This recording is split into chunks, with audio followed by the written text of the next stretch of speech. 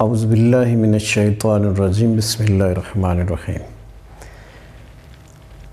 حسد ایک ایسی مرض ہے جس سے انسان کی نیکیاں ختم ہو جاتی ہیں، تباہ ہو جاتی ہیں، اور فرمایا گیا کہ حسد انسان کی نیکیوں کو ایسے کھا جاتا ہے جیسے آگ لکڑی کو کھا جاتی ہے۔ حسد ہے کیا؟ حسد یہ ہے کہ انسان اللہ رب العزت کی جو تقسیم ہے اس پہ اعتراض کرتا ہے۔ مثال کے طور پر کسی کو اللہ رب العزت نے اولاد دی، کسی کو نہیں دی، کسی کو اللہ رب العزت نے مال دیا، کسی کو نہیں دیا، کسی کو اللہ رب العزت نے حسن دیا، کسی کو نہیں دیا، کسی کو اللہ تبارک و تعالیٰ نے اچھی آواز دی، کسی کو نہیں دی، کسی کو علم دیا، کسی کو نہیں دیا۔ یہ ساری اللہ رب العزت کی تقسیم ہے۔ اب ایک شخص کے پاس اگر مال ہے تو دوسرا شخص اس کے ساتھ حسد کرتا ہے اور یہ کہتا ہے کہ یہ مال اس سے چھن جائے اور مجھے مل جائے۔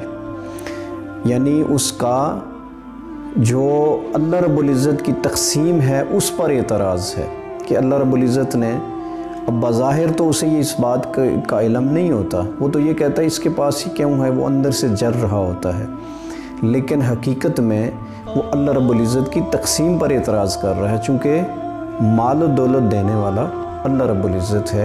جو جائز ذرائع سے لوگ مال و دولت بناتے ہیں یا انہیں ملتا ہے، یہ اللہ رب العزت کی طرف سے ہے، میں ناجائز ذرائع کی بات نہیں کر رہا۔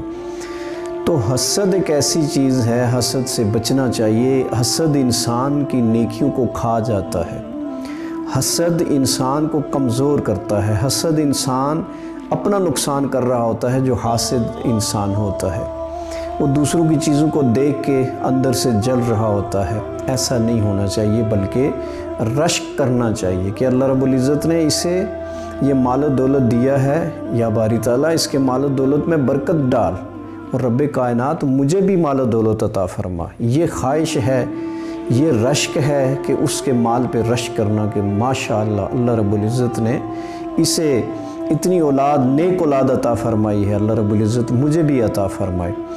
تو انسان کو حسد سے بچنا چاہیے۔ انسان حسد، کینہ، بغض، آج یہ ساری چیزیں ہمارے اندر سرایت کر چکی ہیں۔ پہلے صرف یہ ہوتا تھا کہ یہ خواتین میں موازنہ ہوتا تھا یا خواتین ایک دوسرے کے ساتھ حسد کرتی تھی، لیکن آج ہر گھر میں، ہر شخص میں بائی بائی کے ساتھ حسد کر رہا ہے، رشتہ دار ہے وہ رشتہ دار کے ساتھ حسد کر رہا ہے، ایک کاروباری بندہ ہے وہ دوسرے کاروباری بندے کے ساتھ حسد کر رہا ہے، ایک مذہبی، آپ اوورآل اگر دیکھیں تو مذہبی لوگ ایک دوسرے کے ساتھ حسد کر رہے ہیں، ایک آستانہ ہے وہ دوسرے آستانہ کے ساتھ حسد کر رہا ہے، ایک خطیب ہے تو وہ دوسرے خطیب کے ساتھ حسد کر رہا ہے، ایک تاجر ہے تو وہ دوسرے تاجر کے ساتھ حسد کر رہا ہے۔ خدا را اپنی نیکیاں برباد مت کریں۔ آپ بے شک 5 وقت کے نمازی ہیں، آپ بے شک قرآن کی تلاوت کرنے والے ہیں، آپ بے شک زکوٰۃ ادا کرنے والے ہیں، آپ کے ہاتھ سے بے شک ہر ٹائم تسبیح ادھر ادھر ہوتی نہیں ہے، آپ ذکر اذکار کر رہے ہیں، ہر ٹائم پڑھ رہے ہیں، لیکن اگر آپ کے اندر حسد ہے، اگر آپ کے اندر بغض ہے، اگر آپ کے اندر بخیلی ہے، دوسرے لوگوں کے لیے نظر آپ کی تنگ ہے، حسد کرتے ہیں لوگوں کے ساتھ، تو وہ نیکیاں آپ کی ضائع ہو جائیں گی، وہ نیکیاں آپ کی تباہ و برباد ہو جائیں گی، وہ جل جائیں گی، ایسے جل جائیں گی جیسے آگ خشک لکڑی کو کھا جاتی ہے، ایسے آپ کی نیکیاں ختم ہو جائیں گی۔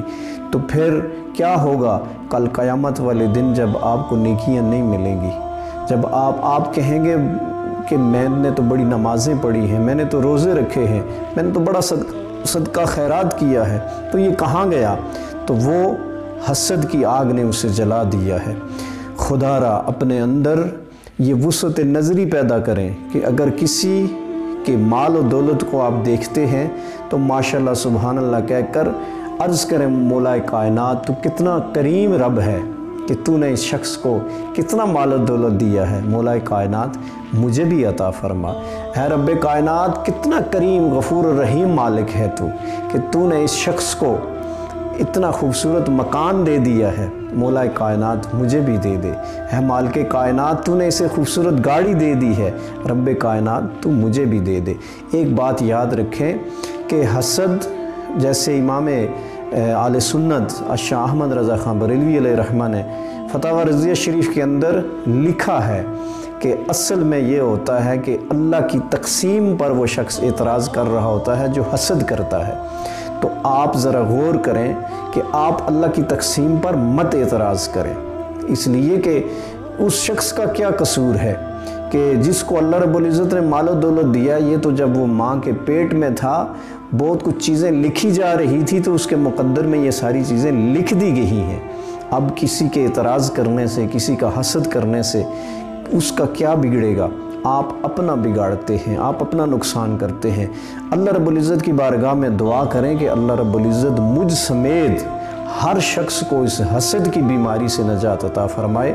اور جہاں آپ بہت ساری چیزیں مانگتے ہیں اپنے رب سے، تو اپنے رب سے یہ بھی مانگا کریں، مولا کائنات میرے اندر اگر حسد ہے، میرے اندر اگر کینہ ہے، میرے اندر اگر بغض ہے لوگوں کے بارے میں، تو رب کائنات یہ ساری لعنتیں میرے اندر سے دور فرما۔ یہ اللہ رب العزت کی توفیق سے ہی یہ ساری چیزیں دور ہوتی ہیں۔ ایک چیز آپ اپنی زندگی میں بنا لیں کہ جہاں بھی ایسی کوئی بات آپ کے دل میں آتی ہے فوراً استغفار کریں، استغفر اللہ پڑھیں، اللہ سے مدد مانگیں، مولا کائنات مجھے حسد، میرے دل سے حسد کو نکال دے، میرے دل سے بغض بخیلی کو نکال دے۔ جب یہ التجا کریں گے، یہ دعا کریں گے، آپ جہاں بہت ساری چیزیں اور مانگتے ہیں، دعا میں یہ چیزیں بھی مانگا کریں اپنے رب سے۔ جب آپ کا دل روشن ہو جائے گا، جب آپ ان چیزوں سے دور ہو جائیں گے، تو پھر کیا ہوگا؟ اللہ کے انعامات آپ پر اور نازل ہوں گے۔ اللہ رب العزت ہمیں عمل کی توفیق عطا فرمائے۔